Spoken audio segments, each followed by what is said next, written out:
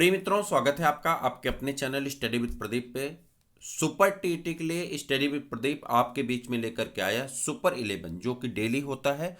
और इस सुपर 11 में आपके सभी सब्जेक्ट से रिलेटेड कुछ करंट अफेयर से रिलेटेड प्रश्न डाले जाते हैं जो आपकी परीक्षा की दृष्टि से अत्यंत महत्वपूर्ण है। इन प्रश्नों की श्रृंखला आप अगर प्रत्येक दिन करेंगे तो आपको सुपर 51 और सुपर 51 की सीरीज 2 बार सप्ताह में मिलती है, जो आपके लिए अत्यंत महत्वपूर्ण वह भी होती है। उसका पीडीएफ भी आपको सुपर 51 का आपको पीडीएफ दिया जाता है, जिसमें उसका आंसर शीट भी लगा होता है और आप आराम से उसकी प्रैक्टिस पेपर कर सकते हैं। वह आपको व्हाट्सएप के माध्यम से भी मिल जाएगा और आपको टेलीग्राम पे भी मिल जाएगा। आप अगर व्हाट्सएप से नहीं जुड़े हैं तो व्हाट्सएप से जुड़ने के लिए नीचे डिस्क्रिप्शन बॉक्स में नंबर दिया गया है 8004109989। ये नंबर है 8004109989। इस नंबर पे आप व्हाट्सएप करके जुड़ जाएंगे और जुड़ने के साथ ही आप सबको वहां से पीडीएफ मिलना स्टार्ट हो जाएगा। तो चलिए माँ सरस्वती को प्रार्थना करते हुए हम स्टार्ट करते हैं आज की श्रृंखला को, और उम्मीद करते हैं कि इस श्रृंखला से आने वाले एग्जाम में आपके प्रश्न अवश्य देखने को मिलेंगे और ये आपके लिए महत्वपूर्ण श्रृंखला भी साबित होगी। चलिए स्टार्ट करते हैं। सबसे पहले यहाँ पे ये है चैनल, आपका चैनल सब्सक्राइब कर लीजिए, अपने मित्रों को भी शेयर कर दीजिए। आपकी जीत ही हमारी जीत है, इसी लक्ष्य के साथ हम लोग लगातार आगे बढ़ रहे हैं और उम्मीद करते हैं कि आने वाला फ्यूचर आपका बेहतर और बहुत बेहतर होता चला जाएगा। अब्दुल कलाम के शब्दों में अगर हम बात करें तो 4 चीजें आपकी सफलता के लिए, 4 चीजों की आवश्यकता होती है, यानी आप सफलता 4 चीजों से प्राप्त कर सकते हैं। कौन कौन सी है? जिंदगी का लक्ष्य तय करें, ठीक है, तय करें नहीं है, तय करें, ठीक है। जिंदगी का लक्ष्य तय करें, आपकी जिंदगी में क्या करना है इसका लक्ष्य तय करें। जैसे आपका लक्ष्य क्लियर है कि आपको प्राइमरी भर्ती में शामिल होना है या सिलेक्शन लेना है, ये दोनों निर्धारित आपको करना है। शामिल होने वालों की संख्या ज़्यादा होती है, सिलेक्शन लेने वालों की संख्या कम होती, तो आप ये निर्धारित कर लें कि आपको प्राइमरी प्राथमिक शिक्षक भर्ती में शामिल होना है या सिलेक्शन लेना है। ये पहली प्राथमिकता आप अपनी तय कर लीजिए। दूसरी है अच्छी शिक्षा, आपको अच्छी शिक्षा लेनी पड़ेगी। अब अच्छी शिक्षा के लिए क्या है कि आपको अच्छे तरीके से पढ़ना पड़ेगा, चीज़ों को समझना पड़ेगा, याद करना पड़ेगा, जो आपकी सिलेक्शन की नींव तैयार करेगा। तीसरी है कड़ी मेहनत। अब कड़ी मेहनत का मतलब ये नहीं पत्थर तोड़ने चले जाइए, कड़ी मेहनत का मतलब अपने सब्जेक्ट के ऊपर आपको इतनी परिश्रम कर लेना है कि प्रश्न को कैसे एड़े टेढ़े घुमा फिरा के पूछा जाए, आप उस प्रश्न का आंसर बेहतर कर सकें।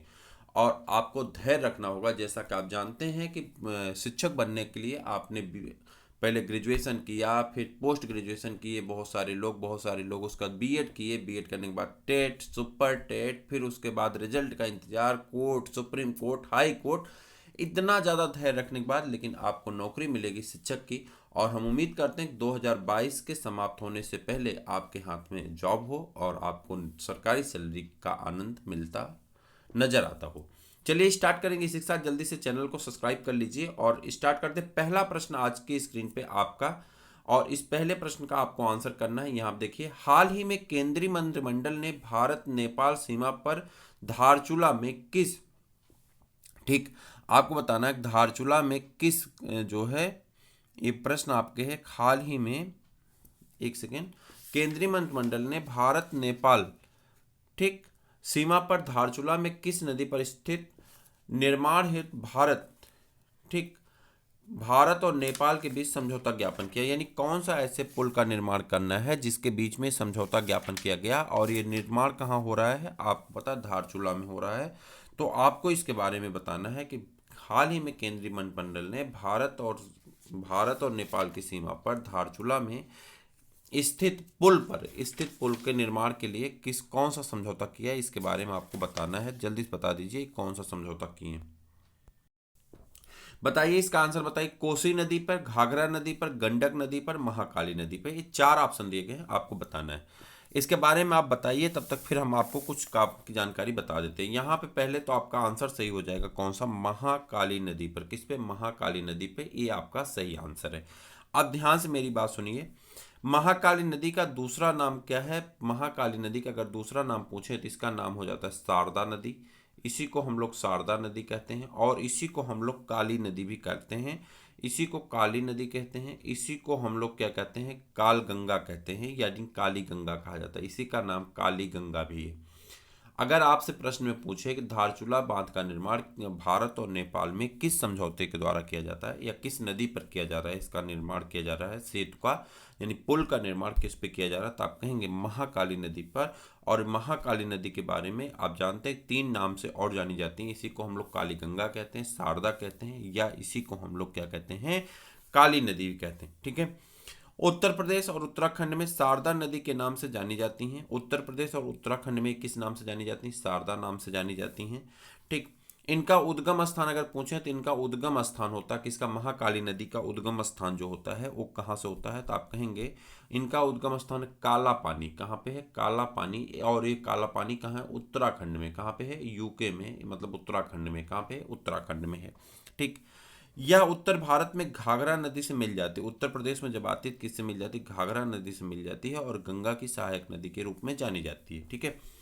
प्रमुख सहायक नदियां इसकी जो हैं, इसकी जो सहायक नदियां कौन है, धौली गंगा है, गौरी गढ़िया है, सरयू इसकी कौन सी नदी हो जाती है, इन सबकी सहायक नदी हो जाती है। किसकी, तो यहाँ पे एक सेतु बन रहा है भारत और नेपाल के बीच में, जिस कहाँ पे बन रहा है, धारचूला में, काली नदी पर बन रहा है, महाकाली नदी पर। और इसके बारे में आपसे प्रश्न पूछा गया तो आपका सही आंसर हो जाता है महाकाली नदी। क्लियर है। मुझे लगता है कि जो कॉमन जानकारियां थी आपने वह भी अर्जित कर ली यहाँ पे।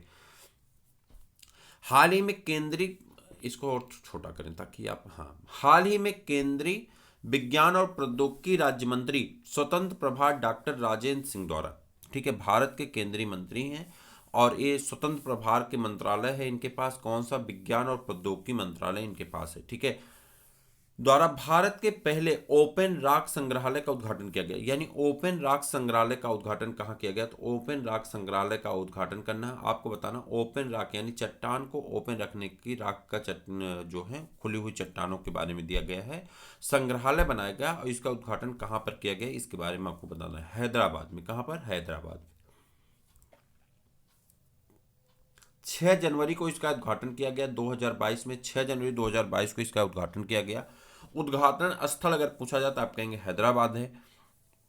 उद्घाटन करने वाले कौन है, तो आप कहेंगे जितेंद्र सिंह है। एक क्या है, जितेंद्र सिंह क्या है, विज्ञान और प्रौद्योगिकी मंत्री हैं लेकिन स्वतंत्र प्रभार में मंत्री हैं। ठीक। उसके बाद अगर बात करें तो भारत के विभिन्न हिस्सों में लगभग 35 विभिन्न प्रकार की चट्टानों को प्रदर्शित करता है। ठीक। अलग अलग भारत के अलग अलग हिस्सों के 35% विभिन्न प्रकार की चट्टानों को यह यहाँ पे प्रदर्शित किया जाता है। 35 प्रकार की चट्टानें दिखाई जाती हैं।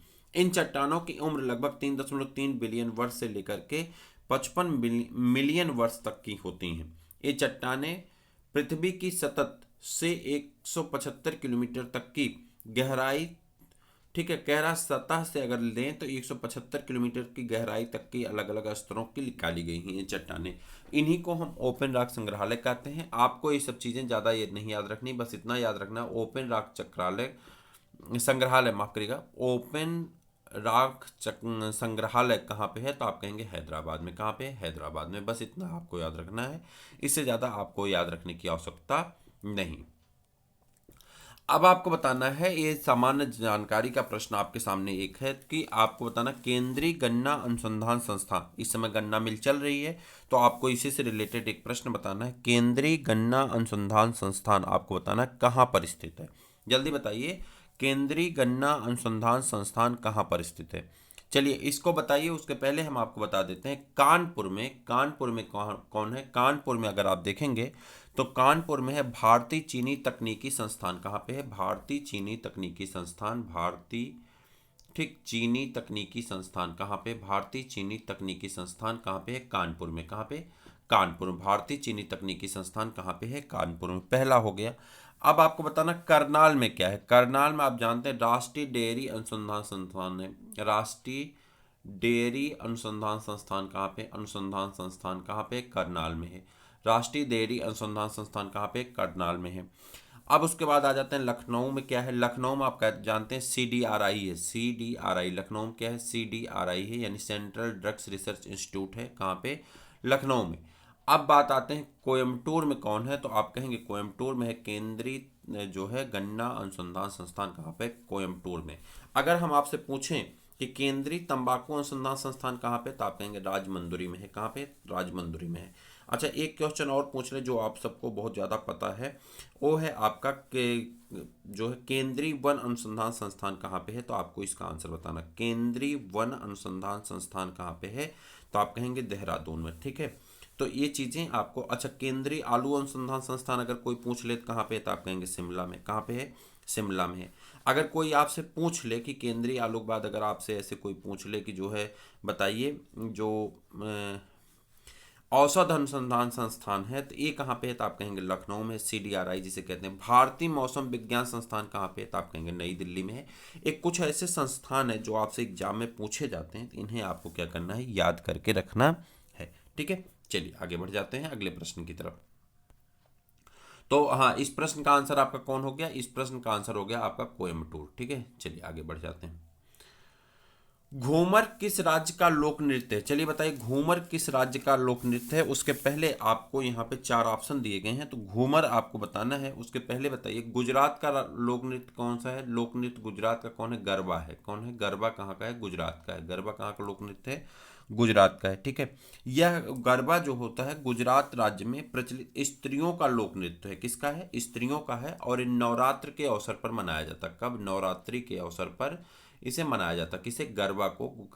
गरबा कहाँ का है, गुजरात का है। और नवरात्रि के स्तर पर स्त्रियों द्वारा इसे मनाया जाता है। ठीक है, मिट्टी के एक छिद्र युक्त घड़े पर दीपक रख करके इसमें मान लीजिए अपना गोल गोल घेरा में नाचा जाता है, ये अलग की बात है। तो गरबा कहाँ से संबंधित है, गुजरात से। और इसमें क्या होता है, नवरात्रि के समय में स्त्रियों द्वारा मनाया जाता है।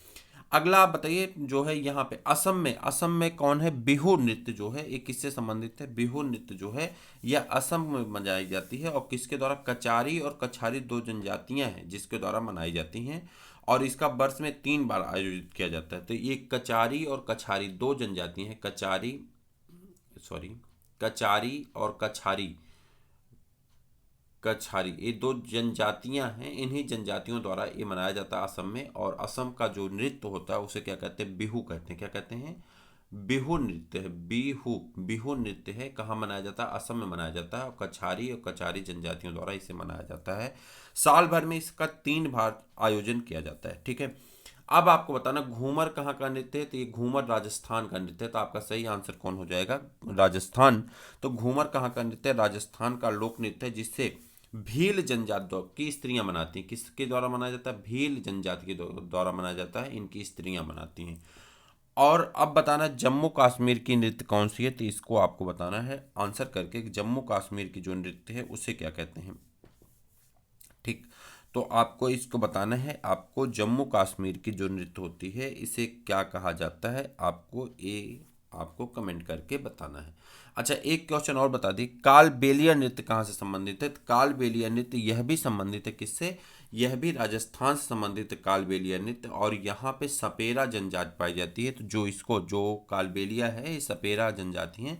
इनकी स्त्रियों द्वारा मनाया जाता है कालबेलिया नृत्य। कहाँ से संबंधित है, राजस्थान से। ठीक है, तो आगे बढ़ जाते हैं। इसका सही आंसर क्या हो जाएगा, घूमर कहाँ से, राजस्थान से। कालबेलिया कहाँ से, राजस्थान से है।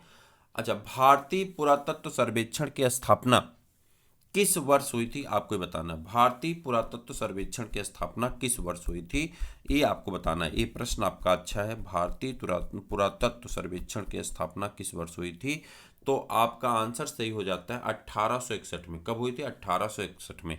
1784 में एक फेमस घटना हुई थी जिसका नाम है एशियाटिक समाज का गठन हुआ था। एशियाटिक समाज का गठन हुआ था, आपको याद होगा शायद।